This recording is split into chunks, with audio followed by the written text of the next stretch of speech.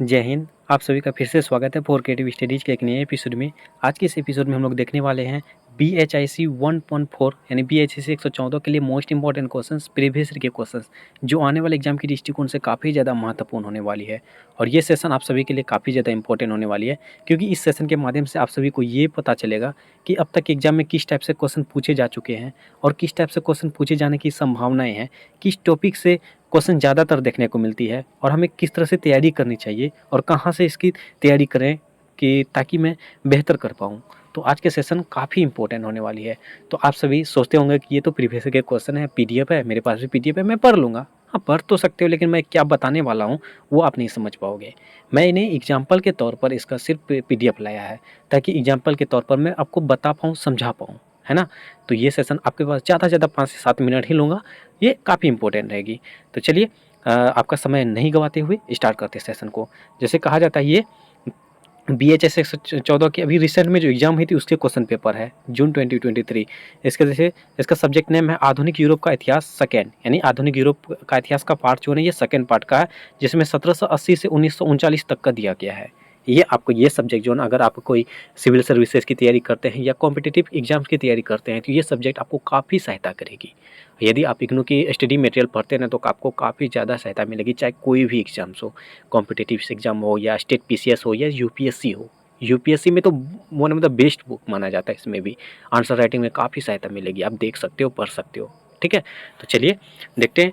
और जैसे कि इसमें 3 घंटे का समय दिया जाएगा, 100 मार्क्स का एग्जाम होगा, ये तो पता ही होगा, है ना। और देखिए, आपको हर सेशन की तरह इस सेशन में भी बताना मैं उचित समझता हूँ, क्योंकि ये काफ़ी स्टूडेंट गलती करते हैं। जैसे ही आपको क्वेश्चन पेपर मिले एग्जाम हॉल में, क्वेश्चन पेपर मिलने के बाद आप जो नोट पढ़ें हर सब्जेक्ट में, सिर्फ यही सब्जेक्ट में नहीं, बाकी सब्जेक्ट में भी पढ़ते चले, क्योंकि आपको ये नोट जो है ना स्ट्रक्चर दिया रहता है कि किस तरह से आपको एग्जाम हॉल में आंसर लिखना है। इसी को आप ध्यान नहीं देंगे तो आप कुछ से कुछ करके आ सकते हैं, तो इसको ध्यान देना बेहद जरूरी है। कहा जाता है कि नहीं, 5 प्रश्नों के उत्तर लिखिए लगभग 400 शब्दों में, प्रत्येक भाग में कम से कम 2 प्रश्नों के उत्तर देना अनिवार्य है। कहा जाता है प्रत्येक खंड में कम से कम 2 प्रश्न। ऐसा नहीं कि खंड एक में 2 एक बना दिए बाकी 4 बना दिए, ऐसा नहीं है। इसीलिए कहता हूँ मैं, आप ध्यान से पढ़ें इसको, ठीक है। तो चलिए, ये सब हो गई बात है। अब क्वेश्चन को, पहले क्वेश्चन देख लेते हैं, कुछ क्वेश्चन को हम लोग देख लेते हैं, उसके बाद मैं बताता हूँ आगे की प्रक्रिया। कहा जाता है पहला क्वेश्चन में, मार्क्सवादी समाजवाद के सिद्धांत का विश्लेषण कीजिए। देखिए, पहली बात तो ये, अब मार्क्सवाद से जितने भी सवाल आपको देखने को मिलेंगे, जितने भी टॉपिक्स देखने को मिलेंगे, उसको कवर कर लीजिएगा। काफ़ी इंपॉर्टेंट है, काफ़ी इंपॉर्टेंट। देखिए, मैं वेटेज कितना काफ़ी पे, तो ध्यान दीजिए मेरी बातों को, मेरी बातों पे क्या क्या मैं बोल रहा हूँ उसको ध्यान से सुनिए, है ना। तो मार्क्सवाद जो काफ़ी इंपॉर्टेंट भी है, इसको ध्यान दीजिएगा। और नाजी दल के गठन का क्या कारण था, नाजीवाद के मूल तत्व क्या थे, इसको भी ध्यान रखना है। नाजीवाद क्या था, नाजीवाद से संबंधित क्या क्वेश्चंस बन सकते हैं, उसको भी देख लेना है।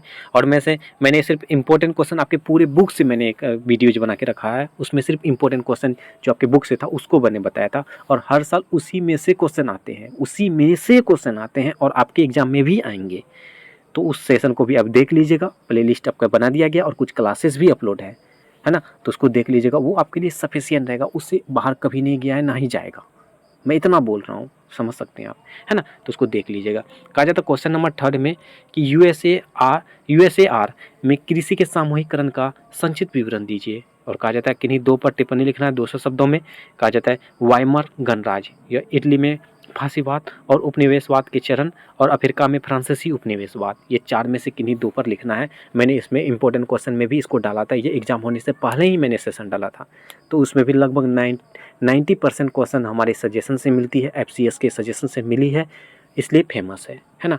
तो लोग हमसे जुड़े हुए हैं इसके नाम से, है ना। तो आप देख सकते हो।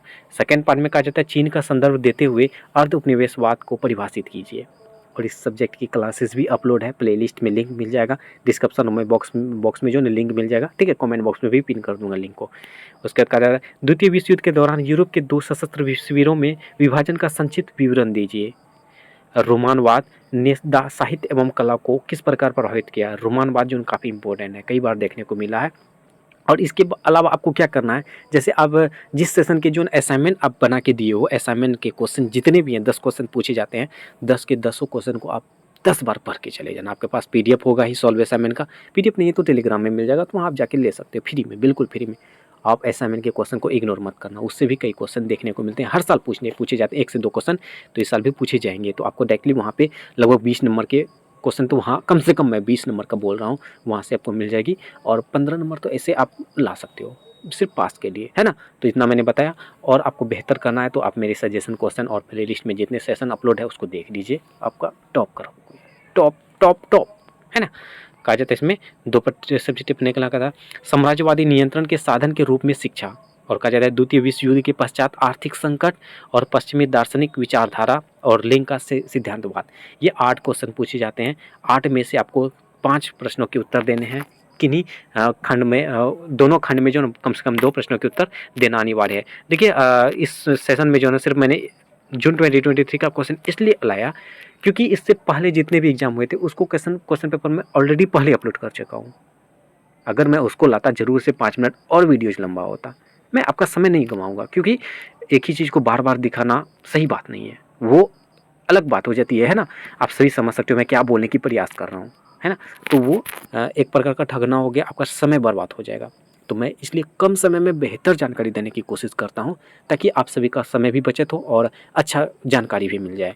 तो जितने भी प्रीवियस के क्वेश्चंस मैंने हर सेशन में जितने भी एग्जाम हुए थे उसका क्वेश्चन पेपर को मैंने अपलोड कर रखा है, उसमें भी सब कुछ बता के रखा है, क्लासेस भी करवा रखा है। तो उसको जरूर देख लीजिएगा, जरूर देख लीजिएगा, जरूर देख लीजिएगा। काफ़ी इंपॉर्टेंट रहेगा आपके लिए, है ना। तो चलिए, अब उम्मीद करता हूँ आज के सेशन में आप समझ चुके होंगे कि इस तरह से क्वेश्चन पूछे जाएंगे, कहाँ से क्वेश्चन पढ़ना है। असाइनमेंट को इग्नोर मत करना, ठीक है। मेरे सेशन को इग्नोर कर सकते हो, कर लीजिएगा, कोई बात नहीं है। सोचते होंगे कि ये अपना प्रमोशन कर रहा, अपना पहले का बिला वीडियो, ऐसा कुछ नहीं है। आप असाइनमेंट के क्वेश्चन को इग्नोर मत कीजिएगा, उससे आपको अच्छे खासे हेल्प मिलेगी। और मैंने असाइनमेंट का भी आपको एक्सप्लेन कर रखा है, तो इसमें आपको डबल फायदा हो जाएगा। और किस तरह से आंसर क्वेश्चन पूछे जाते हैं बाकी एग्जाम में, क्वेश्चन कॉम्पिटिटिव एग्जाम में, सिविल सर्विसेज में, उसके बारे में भी मैंने जानकारियाँ दी है, तो उसको भी आप कवर कर सकते हो। यही बेनिफिट्स है आपका एक्स्ट्रा में, है ना। तो चलिए आज के सेशन में बस इतना ही रहने देंगे।